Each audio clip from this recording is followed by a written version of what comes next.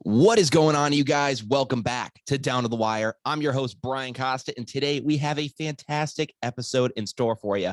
On today's episode, we will be diving back into Major League Baseball to cover a variety of topics. From the future of Xander Bogaerts to the potential fall of Gerrit Cole, we will be discussing it all and so much more. However, before we get this show started, I would like to welcome in a special guest to discuss today's news. He, of course, carries a reputation few can beat, as over the past 10 years, he has taken his love for the game to the next level. Starting out as an 11-year-old bat boy from New Jersey, he quickly began making baseball content and has since amassed an incredible following. He has appeared on the S Network for Hot Stove segments, conducted interviews with numerous major leaguers, and even hosts a podcast of his own with MLB veteran Taylor Motter.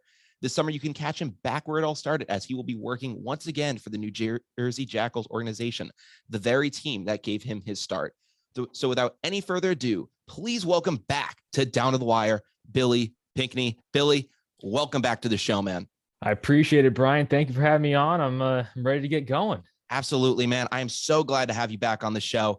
Obviously, we did an interview, last fall, kind of talking about your growth as a content creator. Also talked some baseball news as well, as we were kind of in the heat of the MLB postseason. So, we are finally back at a brand new season this year. Opening day has come and gone, and we're starting to finally see some new headlines across this season, and I'm really excited to talk about it with you today. Yeah, I'm excited. Let's do it. Yeah. So obviously I kind of mentioned things with Xander Bogaerts, Garrett Cole, and those guys. We'll get into that in just a second. But there was a topic that you brought up to me, which I hadn't given much thought of. I kind of just, kind of went over my head. But looking more into it, it is something that I think a lot of baseball fans will take, notice of. And it's the implementation of this new PitchCom software, which for any of you guys who don't know, is basically a wristband that catchers wear, which is let me just make it easier.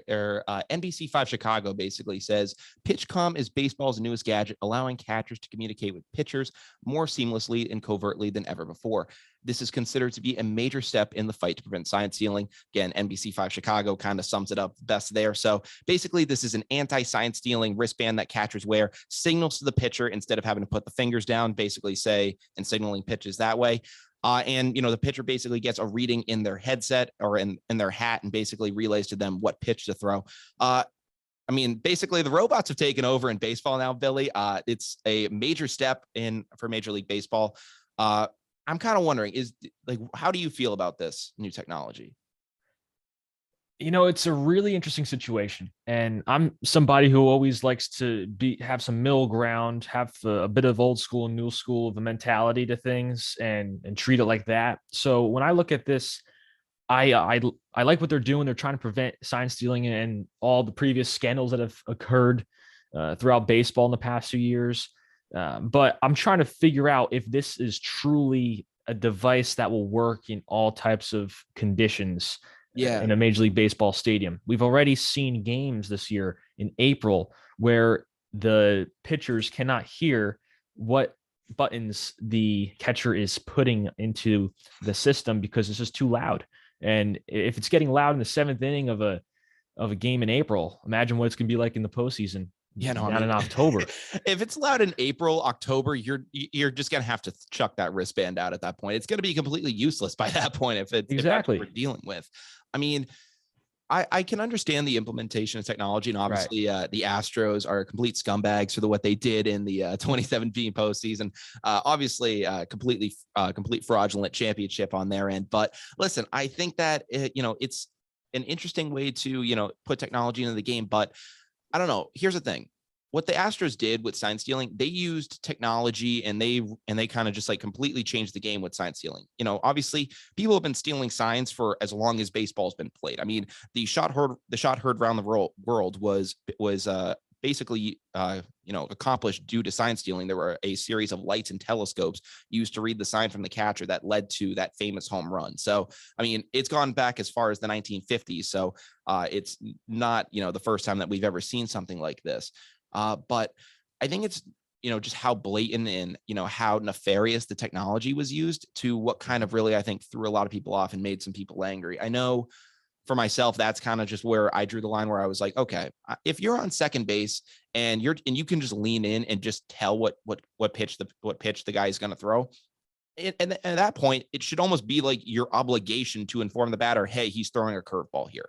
I mean, I don't think that I'm not like up for stealing signs, but at the same time, if you have a catcher behind home plate and just you on second base visibly can see the guy, then in my opinion, you should just be able to go, okay, like he's going to throw a fastball here. Like if he's not going to hide it better, then I'm going to expose him for it because we need that edge. So I'm fine for taking that edge if it's there.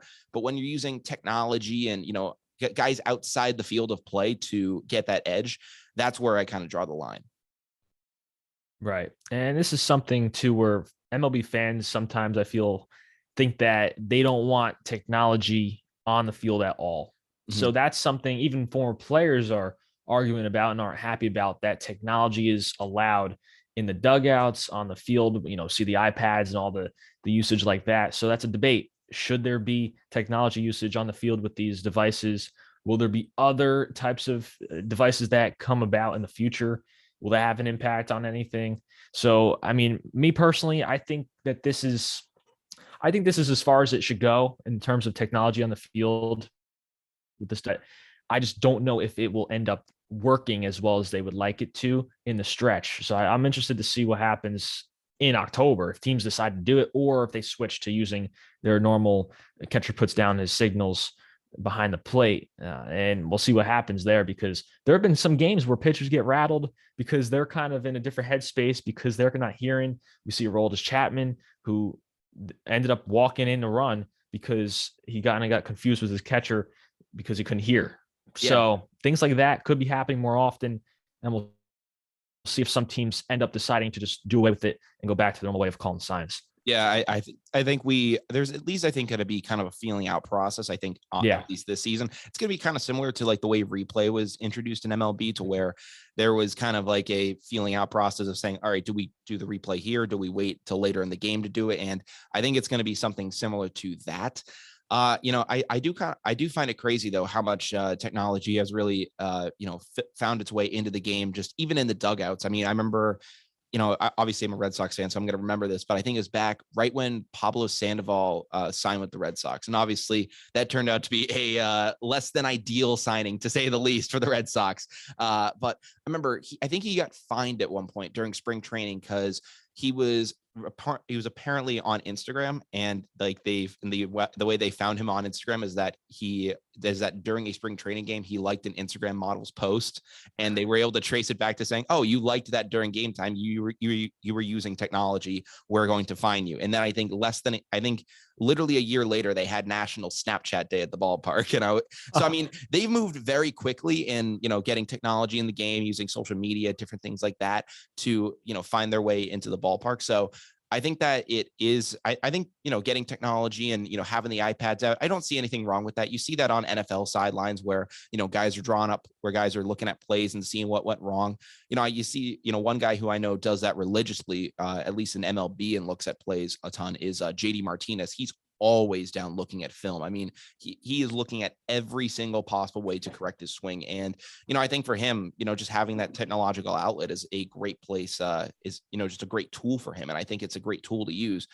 But I don't know, when it comes to the PitchCom though, I don't know, it's kind of a weird middle ground. So part of me is wondering, with the implementation of PitchCom, is it possible that, the catcher position just as a whole is going to become, less and less important? Because, traditionally catchers were known for, having to call the game, having to, basically quarterback that team. And, obviously the pitcher's responsible for throwing the pitch, but, the catcher is, putting down the signs, basically deciding the game. With, these catchers usually getting readings from the dugout at this point, to them just using technology and not really having to hide signs that well. This was something that a buddy of mine talked about, but, Hey Kami on TikTok, he's made some baseball content over there. He's mentioned to me before that, with, all this technology getting implemented in the game, the catcher position really isn't as valuable as it used to be. And, maybe you basically use the catcher position as almost like another DH position, to where, you just put a better hitter back there, and, you don't really worry about the defense at that point. It's interesting. Yeah, it's very interesting. I mean, at the end of the day, they still got to execute the pitchers, and the catchers still have to block the ball, obviously, and receive it and frame. Framing is a big thing nowadays too. A lot of teams are looking at their catchers based on their ability to frame pitches and make them look like strikes. And and defense. But I mean, yeah, that facet of the game where putting down pitch balls and seeing where they want located, some of that's taken away, but at the same time, they still have to produce defensively because guys aren't perfect. They're going to miss spots. Yeah. And they're going to have to do some type of, job back there to get the job done. I mean, I can understand the idea of blocking and how that would still be utilized by catchers, but I think depending on the way MLB wants to go with these robot umpires, I mean, framing could basically become an art of the past, at least at the major league level, to where it's going to be decided by Doppler radar, and you're just going to, and it won't matter if you frame the pitch, if basically the radar is going to pick up that it was a ball in, it'll be called such anyways. So I mean, I'm wondering how that could affect it too. Yeah, I was thinking that too. And that'll also affect pitchers because you're not going to get that strike on the outside corner. If somebody is, is a little bit smaller and maybe not get that high strike call on a breaking ball. So that definitely will be an adjustment for both the pitcher and the catcher. And then the umpire, he's going to have to call those pitches that he doesn't really want to call a strike or a ball, because that's what the system's telling him to do. So we'll see if that comes to the big leagues next year, the year after. I don't know. There are talks. I know there are talks about it. I'm not the biggest fan of it because I kind of like the idea that if a guy's here's the thing: if a guy's consistent, then I don't have an issue with it. He could be calling something in a bad spot, but if he's calling consistently and it's not too egregious, I don't really have too much of an issue with it. Where I mean, there's a point at everything, but I think if a guy's consistent, then I can live with it. What's interesting about that, though, is, you see a lot of these star pitchers, they usually get kind of the treatment that I think, a lot of NBA or NFL players get with, star players get with like penalties. I mean, think of a guy like Giannis Antetokounmpo, where he's going down to the rim. Even in this past playoff game, he had a no call on an over the back foul, and they gave it to the opposing Bulls player, to where he was one foul away from fouling out of the game, right. And instead of giving it to him, they gave it to the other guy. That's essentially what these really good pitchers get with these pitches on the outside of the corner. Umpires a lot of the time will think, oh, this guy's gonna hit his spot, so I'm gonna give it to him more times than not. By implementing these virtual strike zones, that's basically going to take that advantage away. And it's, I mean, I'm fine with putting everyone on an equal playing field, but I just find it crazy that, that could just go away like that. I mean, it would be a big adjustment, I think, especially consecutive years where you have changes like this in the game. It's not an easy adjustment to make. And it's similar, in my opinion, to having spider tack removed in the middle of the year. I mean, that leads to a lot of issues and different people, not just injuries, but adjustments need to be made where ERAs are going up. Same thing goes for the balls, the different types of balls that they use in the past, ones that were flew out a little bit more easily out of the ballpark, some that maybe weren't wound as tight. And these are things that you really need to settle in with overall. I mean, I hope in the next few years, everything's where it needs to be, and changes aren't made anymore. I mean, Billy, hold the phone. We'll be getting to spider attack and your guy in just a second. So don't worry about spider attack. I'll be getting to that in just a second. There we go. I can't wait. But no, obviously, PitchCom's a very interesting thing coming to MLB. I'm still trying to feel it out. I'm not too sure about it just yet, but one thing that I'm really just not in for is apparently starting in 2023, we're going to be, starting to look like soccer teams, or, at least your local Little League team, because we're getting ads on jerseys next year. The San Diego Padres revealed that they'll be partnering with Motorola for the start of the 2023 season, and will have patches that match their jersey. Now, listen, I actually don't mind the Motorola jersey on the Padres jersey. It actually looks kind of nice. They blended the logo nicely, and it doesn't look, completely out of place. But at the same time, they're the Padres. When, you talk about historic teams, Billy, like the Red Sox or the Yankees, I don't know how I feel about just, seeing a Dunkin' Donuts logo slapped on a Red Sox jersey, or, I mean, even for you, I don't know, for you, like just having like any kind of like odd logo slapped on a Yankees jersey. It just feels wrong to see that. Yeah, I hated it when the Nike logo was put on the front of all the jerseys. And I mean, I guess but I don't like the idea of ads. I mean, it looks, the Mexican league and the Japanese league, they have ads on their helmets and then their jerseys and maybe pants. But for the States and Major League Baseball, I'm saying here, it's I don't think it's something that you need. It's already $1 billion industry. They're making so much money I mean, off of ads. That's the thing too. Like the Mexican league and the Japanese league, I understand it because, like, I'm not saying they're strapped for cash, but like they need kind of every little incentive to kind of help themselves move along.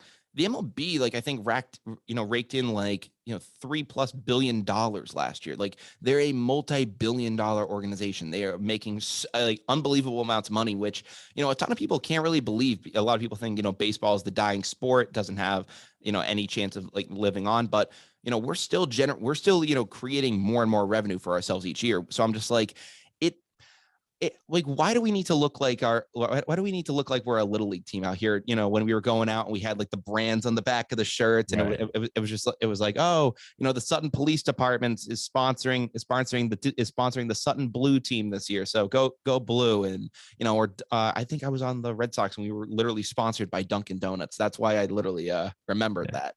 So, I mean, I don't know why we need to keep doing this. I mean, it doesn't look great with the NBA. I mean, some jerseys pull it off better than others. I mean, when the Celtics, I think, did General Electric, like the logo kind of like looked nice. It blended in like fine with the jersey. But now I think we're sponsored by like Vistaprint, and I'm like, why? Like it just doesn't, like some jerseys are almost able to hide it, make it look more subtle, but most other jerseys, it literally just looks like you're slapping something on the jersey. And I mean, just to be frank, I'm not a big soccer fan, but I see like these historic soccer teams and I see them with like, with like Jeep or Chevrolet logos across the front of it. And I'm just like that just looks so tacky and like, it just looks awful. Yeah. Well, the one thing you mentioned too was how the Padres jersey, it looked nice because the Motorola logo was the same color and it kind of blended in nicely. Yeah. But I like you said too, I just can't see that on a Yankees jersey. Yeah, or what's gonna blend Cubs in with or pinstripes? Yeah, I just don't see it. And I wonder if the teams are up to choosing whether that is the case or if it's Major League Baseball coming from them. Hey, this is what you're gonna do. I don't know. I mean, so from what I can tell, I think it's more of a trend kind of thing to where other teams start to get on it. Major League Baseball might push it, but I know, when it started in the NBA, like certain teams took a while to, I don't know if they were in the process of searching for a sponsor, but I remember, I think the Thunder were the last team to put an ad on their jerseys and they did it like mid-season. So like, I don't know if it's going to be kind of something like that to where teams are going to have to look for an ad or look for people to pay for that, but it's going to be kind of something like that. So, I mean, I've just never really liked the idea of it. Again, how much more money does baseball really need? In my opinion, if you want to like take out more advertising space, just put a bigger billboard in the park. Like people will pay more attention to that than, having something on a jersey. For me, when I see ads on jerseys and I think a lot of these companies think, oh, if like they see our ad, then on the Red Sox jersey, then they'll want to spend money with us. No, I have like the opposite effect to where, you slapped your logo all over my favorite team. Screw you. Yeah, I mean, I don't know what's going to happen. I'd rather definitely see more billboards than ads on a jersey, but I really don't see, if it's up to the teams, I don't see some of the historic teams choosing that, especially teams that have a lot of money, like the big market teams, Yankees, Dodgers, any of those other places. But maybe the teams like the Reds, the Rays, any of them, maybe they will decide to go with the ads. Yeah, it's just a matter though of like how much money is this really going to save them? Like how much money are they really going to be making off like slapping some patch on their jersey? Like, right? You gonna get like $50,000? You gonna get like $1 million? Like, how much are we really talking here for this? Like how great is this revenue deal that you have to slap a Motorola logo on your jersey? Like that's the only thing for me. Right? Maybe they'll save a player's salary. Maybe get maybe $1 million. Maybe get cover a player and a half on the minimum salary. I mean, man, it's possible, but I really couldn't tell you, man. It's ridiculous. But I would like to say hopefully this doesn't happen, but it's gonna happen. So I mean, like just hopefully the Red Sox just don't get a terrible freaking ad on their jersey. Hopefully it's something that like looks decent. Maybe they get the Citgo logo on their jersey because they got the sign in left field. So maybe they get something like that. But I don't know, man. We're gonna have to see what happens there. But kind of getting into some actual on the field news and some news with players right now. I can't, before we get into stuff with the Yankees, I want to do my market some justice and talk some Red Sox news. And it's at least right now, I want to just say, when it comes to the Red Sox right now, I'm not too sure what they're going to be doing come next year in free agency because Xander Bogaerts obviously has been the shortstop for the Red Sox for the past 10 years. Came up in 2013, so 9, but call it what you want. And he's been, absolutely amazing since he's been here. Was basically the first real shortstop that we had on our team since Nomar left, and has been an amazing player just in that position for us ever since he's been here. His contract is coming up, and obviously we went out and we signed Trevor Story to play second base, and so far this season, he's kind of, it's kind of been an adjustment period for him through 8 games so far. He's only hit 233. So, hasn't been too hot so far, but I'm going to give him plenty of time to get things started. But one of the things I'm wondering is during a spring training conference interview this year, he basically had a slip up and said, yep, I'm excited to come to this Red Sox team, excited to play second base this year. And, people have been taking that clip of him saying this year and have basically, taken that to mean that Xander Bogaerts is out the door already. And what I'm wondering is, do you think with his slow start that, the Red Sox might be thinking about, getting Xander Bogaerts a better offer at this point? Yeah, this is a really interesting situation. I mean, I would love to. Well, I'm a Yankee fan, but if I were a Red Sox fan, I would like to see him stay, obviously, and keep Story at second with the start he's having. I mean, he's been in an interesting spot here. What, didn't he get hit? Did he get? Yeah, he got hit square in the face. Oh my God, it was. Yeah, luckily, I think the chin strap on the helmet kind of avoided it, but it was bad. Right. Well, yeah, I would definitely give him time to get acclimated to Boston, but that's definitely an insurance option right there for shortstop. So if you're a Red Sox fan, you got to think, man, this could be it. And we're just going to, if the Red Sox offers Bogaerts a deal and he doesn't accept it, and say, oh, well, we just have Story now and we're going to just shift him right back to his old spot. And we'll see about second base. Cause I'm sure the Red Sox, they got some prospects coming up, right? Jeter Downs is. Yeah, Downs is coming up, but we have some other we got some other guys. Casas, right? Yeah, Casas will be interesting to see at first. He's an interesting guy as well. We got Marcelo Mayer, who we drafted last year with the pick. So he probably won't be around for maybe, I'd say, 3 years at this point. He's still a little ways out. I mean, I think he's only 18, 19 years old, so he's a kid at this point. But he looks like a very promising prospect. But when I see the situation with Bogaerts, I guess so during the St. Patrick's Day parade in Boston, when Trevor Story signed, I called into my friend's podcast, quite intoxicated, and ended up explaining that I was happy with the Trevor Story signing that because it basically meant that, Boston's at least trying to do something to replace Bogaerts, and I wouldn't be disappointed if he left. I didn't necessarily mean that.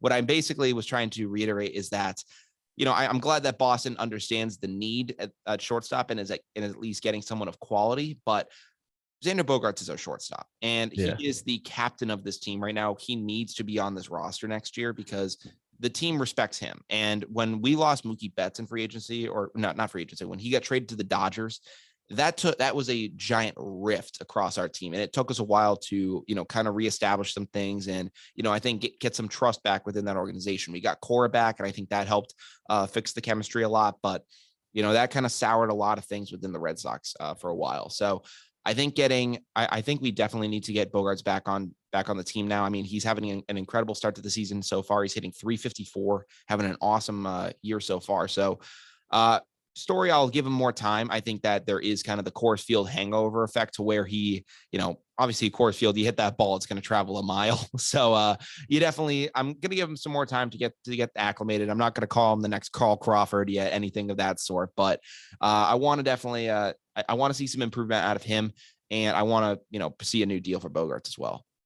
Yeah. I mean, do you see any similarities between the Mookie Betts situation and the Xander Bogaerts situation? Oh, 100%. There's no doubt in my mind that I see a similarity. I mean, the Red Sox throughout the entire year, I think they offered Bogaerts a deal of 5 years, $100 million, right after the year he should have won MVP, but Trout robbed him and he turned that deal down. And then the Red Sox had an offer prepared for him, and I think Mookie was going to take somewhat of a hometown discount, nothing too crazy. And the Red Sox just weren't going to budge on the offer they had and completely just, screwed him out the door.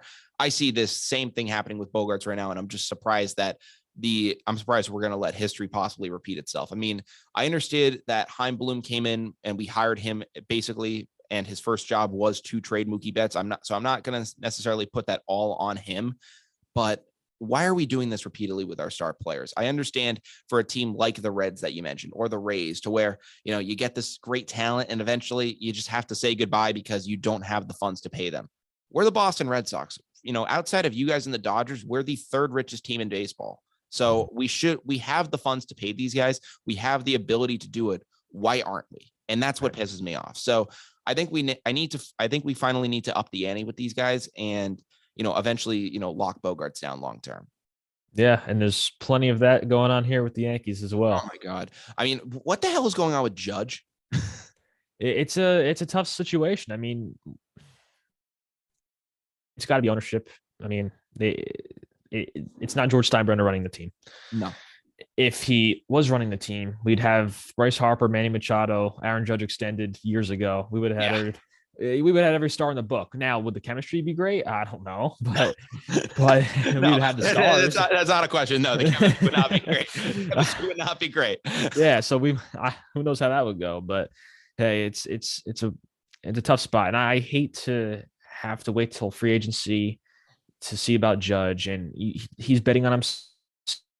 If he has a good year, healthy year, and we'll see what happens in the offseason. But it's tiring when you have to wait through a whole year. Then you got to hear about, where's he going to go? What's going to happen? I'd rather just have him locked up. But, he obviously wants more money, and he wants more than, I believe, around the money that Trout had a few years ago. But, of course, what players are being paid now also went up because of the way that, the MLB is making money and whatnot. So we'll see. I do think he'll remain here, of course, but I mean, you still have to get the deal done. So anything could happen. You do eventually need to put pen to paper. I mean, before we finally, get into stuff with the Yankees, though, going back to the Bogaerts deal, there was something that, I believe it was Tony Maserati on Boston Sports Radio had mentioned, and it was the idea that the Red Sox could basically kind of lowball all the players that on the roster but just shift their positions. And the idea would be to take Bogaerts and tell him, all right, Story's going to move to shortstop. And we basically, we signed Trevor Story for second base money, but he's going to go over and play shortstop next year. We're going to sign you for third baseman money, and you're going to go back and play third base. And we're going to take Rafael Devers, who basically, is amazing offensively, defensively can kind of be a bit of a liability, and we're going to make him a DH, and we're going to pay him DH money, and we're going to let JD walk. And that's the idea of that was something that he proposed. That's an idea that I think the Red Sox would heavily, go after, because I think, they're all about, analytically, they're going to look at pitchers that aren't going to be putting the ball on the ground as much. So the defense isn't going to necessarily matter as, anyways. Bogaerts is fine defending at third base. He did it his rookie year and was great over there anyways. I mean, he was filling in for Will Middlebrook, so it was nothing really too crazy, but he did a good job over there. So I think he could be just fine there. He doesn't need to be a defensive showstopper, but just to be enough to get the ball across the field. You put Story back at short, which is a great deal, and then you wait for Meyer in a couple of years when he comes up, and then across the infield it would go Bogaerts, Story, Meyer, and then Tristan Casas at first, which in my opinion looks like a great infield. Yeah, I actually like that as a Red Sox fan. Mm-hmm. As a Yankee fan, I mean, that's a pretty solid infield right there. Yeah. But I mean, there's always different shifting and different methodologies that you could use planning out your team years ahead. But I mean, it's tough when you lose guys and you then have to find replacements for them. And then you have a core that you want to keep and find ways to win with. We'll see what happens. But I mean, I believe they have the tools in place with a lot of the players. They just have to see if they have the funds to extend them and if they're going to let anybody go and walk in order to save room for the other ones. Yeah, I mean, in my opinion, if anyone's going to walk, it would definitely be JD. I mean, he opted into the final year of that deal. I believe that he's with the Red Sox. So I think it makes the most sense for him to probably walk. I mean, there's a whole new market of teams needing a DH now. So with the NL DH now being a thing, I think that he'll get paid handsomely in other locations. So I think that it's likely that the Red Sox would probably just say goodbye to him. But which I'm not the biggest fan of anyways. I mean, I love what JD does for us, but I think that, as they move forward, that's probably the bridge that they would cross. I mean, that just makes the most sense logically.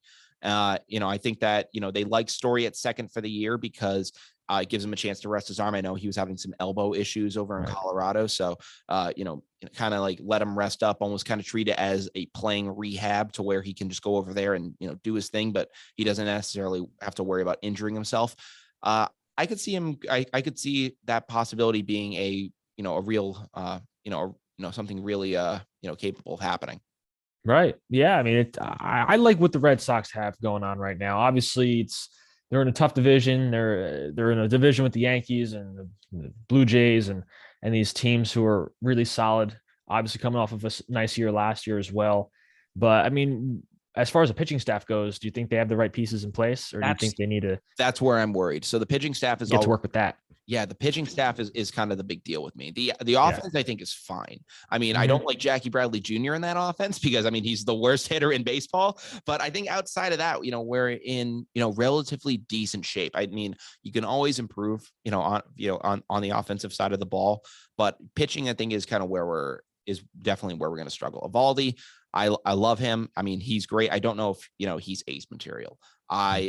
Chris Sale, the man is made out of glass at this point. I mean, you see him on the mound and you end up saying, oh yeah, he's skinny. But then you see like a picture of him from the side and you go, oh my God, he's like so thin. And, you see that you hear him like, oh, he like broke his ribs. And I'm like, yeah, because he has no meat on his bones. So, if Chris Sale can finally just eat a burger and, actually, put some muscle on him, maybe these injuries won't be happening and maybe we can have our ace back. Michael Walka, I don't know how I feel about him. He had a good start recently. I mean, I went like 5 innings, had 5 Ks, nothing spectacular, but better than I thought he was going to do. So, we have the pieces there. The bullpen has always been a mess. And Alex Cora even admitted that, in his exit interview from spring training, he ended up saying that, the bullpen is going to be really where we're going to be tested because, a lot of these guys, they're on the shortened spring because of the MLB lockout. So we don't necessarily know how all these guys are going to play. Pitching is definitely a worry of mine. So I don't know how that's going to really pan out for the Red Sox, but it's always been a struggle with Boston over these past couple of years. We've had some, great starters, but the bullpen is usually where things fall apart for us. Yeah. Well, you're welcome for Garrett Whitlock. Yeah. No, hope you enjoy him. Amazing pickup. Thank you so much. He has been, if you want to talk about one star out of that bullpen, he has been magnificent for us. Oh yeah, I know. You gotta love when Cora puts him in against the Yankees every time. Oh, I mean, it's every time. It's literally like it's just completely. It's like it's out of a book. Yeah. But I don't know. To kind of getting into the Yankees and their pitching, though. Obviously, we just talked about a former Yankee pitcher and Garrett Whitlock. Currently with the Yankees, there's your guys' star pitcher, Gerrit Cole. The $300 million man himself. Just had his worst start of his career against the Tigers the other day. He went 1 2/3 innings. He gave up 2 runs. He had 3 Ks, but 5 walks. His ERA right now sits at 6.35. What is going on with him right now? He's had a kind of not the greatest start to the season so far. What is happening with Gerrit Cole? I wonder if it does stem back to the whole spider tack situation and if he's the same pitcher without it, and how much he was using that when he was with the Astros and how, because the Yankees ended up signing him after the performances he had with the Astros and being able to compete in the playoffs, then coming here, obviously doing well, but then the whole sticky stuff situation coming to light. And then after that, being a solid pitcher, but not as good as we thought. Well, after that, he kind of went back to being like Pittsburgh Gerrit Cole, to where, more ground ball centric, was, had to pitch a little bit more. He actually, he couldn't just blow it by you and not have to worry about it. Like, he actually had to be a pitcher and have to, work in certain situations. So, I think spider tack plays an effect on it, but I mean, he's had a whole off season to kind of adjust and I think get back to things. I'd like to think that, spider tack, definitely would help him in these situations. But at the same time, I mean, the weather in the game against the Tigers last Tuesday was atrocious. I mean, the pitcher for the Tigers, I mean, well, I don't believe he's any stud. He only went an inning himself. I mean, it was a tough game to pitch in. So from what I've seen with Gerrit Cole, his stats in the earlier months just aren't great anyways. I mean, the summertime is usually when he picks things up, but that kind of, so I think that, we can definitely expect Gerrit Cole to pick things up as the season moves forward. Also, we're literally, what was that, like his second, third start possibly of the season. So, I mean, he's still, adjusting to things too. So I think that Gerrit Cole definitely will pick things up, but the issue with this being a weather time thing to where, okay, yeah, he can dominate in July and be awesome then. When we get to October, though, the weather starts to, look a bit more like this April weather again, where it's cold, it's frigid. You might have like some rain spitting here and there, and it's going to be kind of those miserable nights. How do you feel as a Yankee fan as we kind of get into those months and have to deal with that? I don't know. I don't know, because we saw what happened in the postseason last year in the wild card game, and that obviously apparently stemmed from him having a hamstring injury, a little tweak. I don't know. I prefer to have Sevi in that situation, but honestly, I don't know who to trust anymore. Honestly, if the season ended today and we had a postseason game, like do or die wild card, Cortez would be my guy.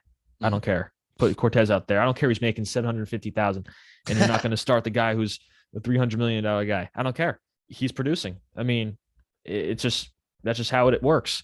And I mean, with Garrett specifically, I mean, I watched that game the other day and it was a miserable day. I'm not trying to make excuses at all, because I think you need to pitch in the cold and order that caliber, making that much money in the big leagues.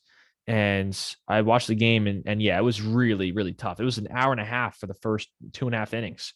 It was crazy. And then their pitcher came out early. And then the next pitcher who came in for the Tigers, his fingernail fell off. He had to come out, threw like 6 pitches. Yeah, it was tough. It was really tough. But the thing with Garrett, see, the first inning, he pitched 1 2/3 or something like that. Yeah. The first inning, struck out the side. Looked good. There was a half hour the Yankees hitting and their pitcher not getting the job done and using all these guys. He then came out and wasn't the same pitcher. Then he started walking a bunch. It probably threw him off a little bit and he couldn't work out of it. So it's interesting. I wonder if that had played. Well, I mean, that's something you see a lot with pitchers, coming out of, whether it's like rain delays or something like that, usually there's like a certain time period that managers will basically say, all right, after that, you're out of the game. It's like, usually if there's like a rain delay or something like that, 30 to 45 minutes, a lot of the times the managers will just, say to the starter, hey, you're cold at this point, unless you really want, unless you're going down the tunnel and getting warm, or you've been stuff in between innings, we're probably going to go to the other guy. We need to save you. So I don't know if they would have done something like that with Garrett, but when you have like that kind of time off in between the innings, it can, I think mess with a lot of guys. But I think with Gerrit Cole going into the postseason, I think that, obviously, the cold will definitely play an effect on him, but at the same time, after you come off an entire season and you're pitching like that, you have the time as the weather starts to gradually go down and you kind of get to adjust to things as the weather starts to slightly get worse. Yeah, you have some really bad weather games here and there, but you gradually adjust to the temperature as it happens. At the start of the season, when you're just thrown out into the cold as a pitcher, you really don't know what to do, especially when you're coming from, Florida. You're coming from spring training where it's in the 80s every day and it's perfect weather. When you go to Detroit and it's like, I don't know what the game time temperature was there, but probably like 40, 50 degrees or something like that. Like that's going to be tough to adjust to. Even pitching in New York right now, it's not the greatest temperature right now. So, when you get that gradual adjustment of coming from July where it's 90 and then it's 80, 70, 60, 50, 40, you kind of get to gear up and get ready for that. And I think with Garrett, he'll probably be able to do that. But I mean, it does beg the question, what was the hamstring injury kind of what caused him to be off in that wild card game? Or was it the fact that we held up a Kermit the Frog doll to him when he was warming up in the bullpen? I still don't even understand what that meant. I don't either. I don't. No, I don't think anyone understands it. Yeah. No one understands what the Kermit the Frog doll was. I think they just did it because it was funny. And yeah, I can understand with Patrick Mahomes because people say he looks like Kermit, but I don't know why they did it with Gerrit Cole. I'm so confused as to why they did it with him. I mean, just the all-time funny clip though is when he's throwing it and the guy just goes, "That's a ball."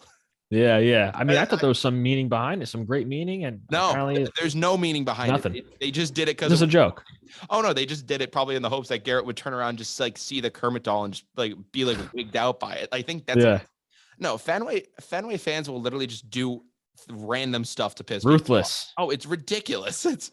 I mean, like Boston during postseason. I mean, obviously New York is definitely similar, but Boston kind of with New York, like you have like that big city kind of mentality to where it's like, oh, like, we're the kings of the world. We're going in with this.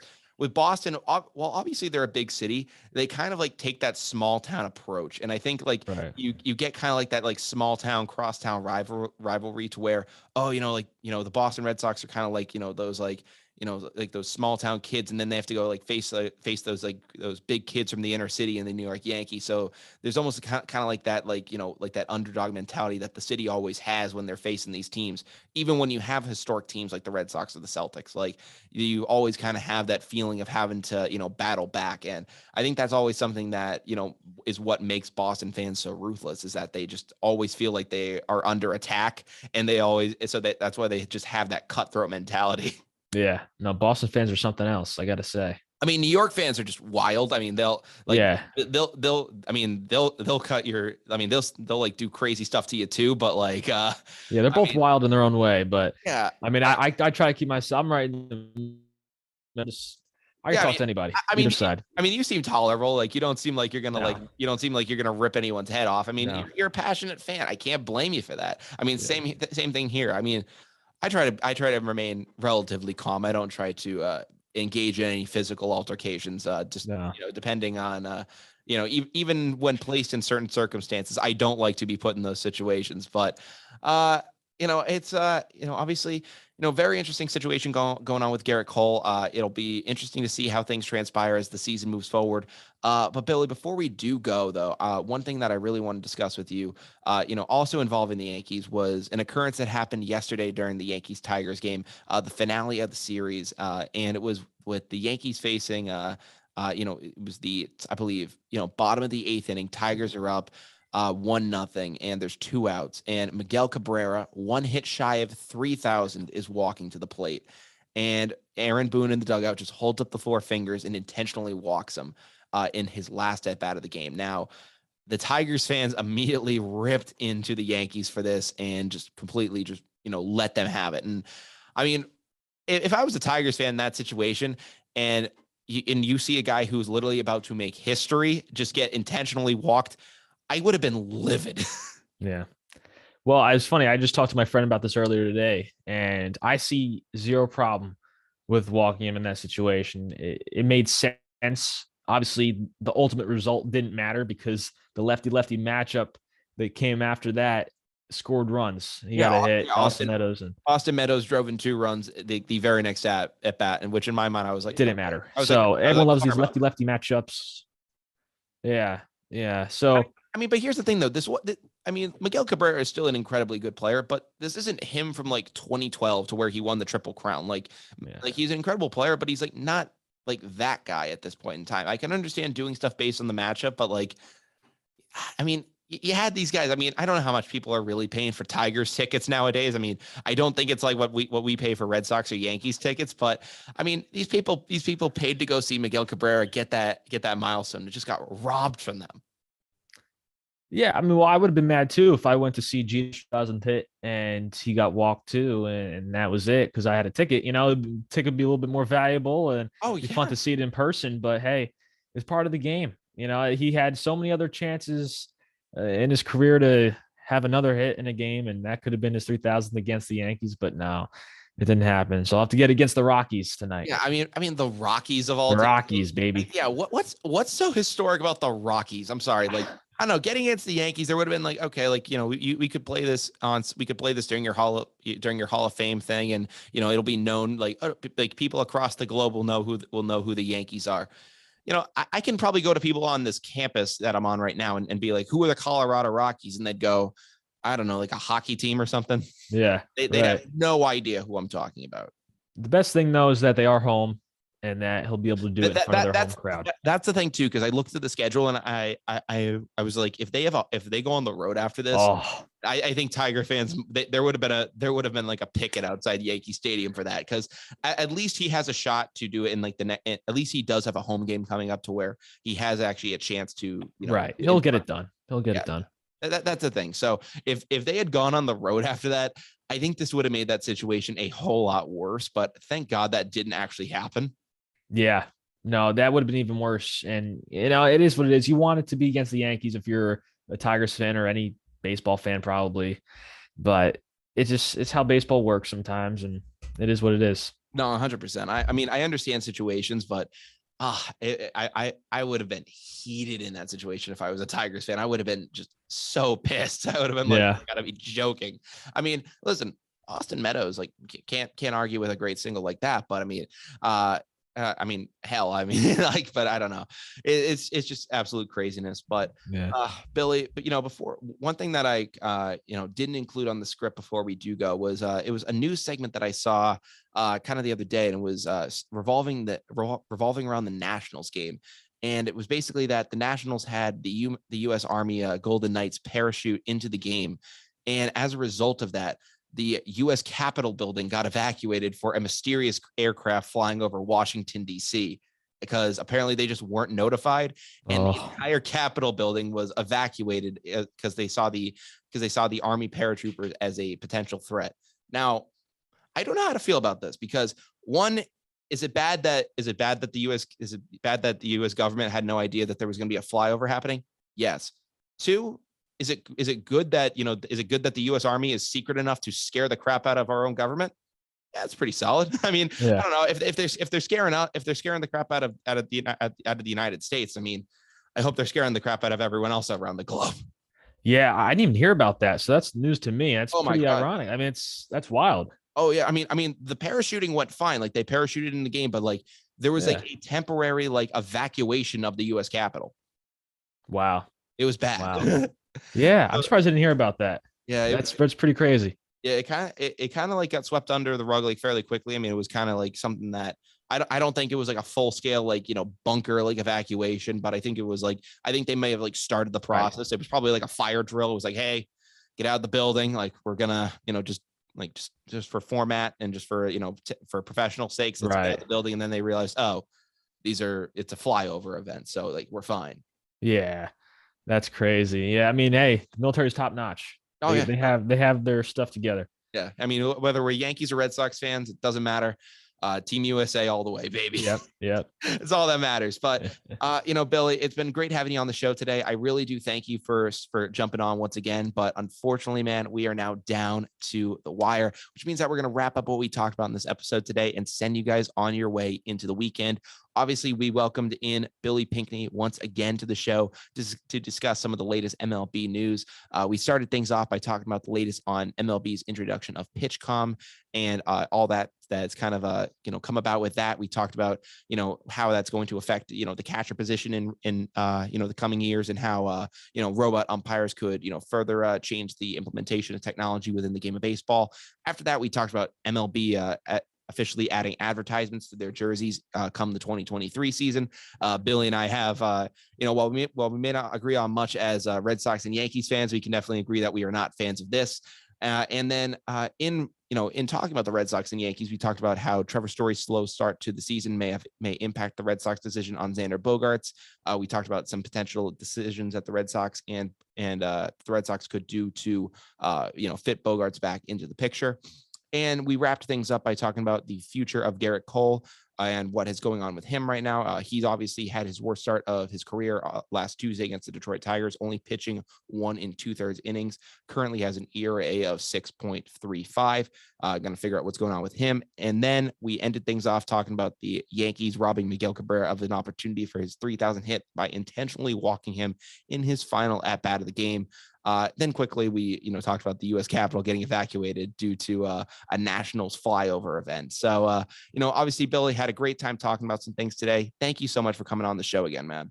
I appreciate it. Great time as always, and thanks for having me. Yeah, absolutely. Before we do go, is there any social media or anything of your own that you'd like to shout out before we close this thing out? Yeah, I mean, Billy the Bat Boy on social media on all platforms, and I have all of my content there, all the different segments and stuff that I post. Yeah, absolutely. I appreciate it. I appreciate you appreciate you for coming on, man. And if you're not following Down to the Wire at this point, what are you guys doing? We are available everywhere you guys can stream podcasts, whether that be Spotify, Apple Podcasts, Google Podcasts, and more. We also have a YouTube channel where you can watch the live video feed of this as well. And, we are very active on social media. You can find all the links to those streaming platforms and YouTube in our bio on our Instagram. You can follow that at down.tothewire on Instagram. Again, at down.tothewire on Instagram. We also like to live stream the show on the radio on Wednesdays and Fridays from 7 to 8 p.m. Obviously, this one was done in podcast form, but for those live shows, you can tune into WJMF 88.7 HD2, Smithville, Providence, or tune in at WJMFradio.com. Once again, from Down to the Wire, I'm Brian Costa. And I'm Billy Pinckney. Have a great day. Take care and peace out.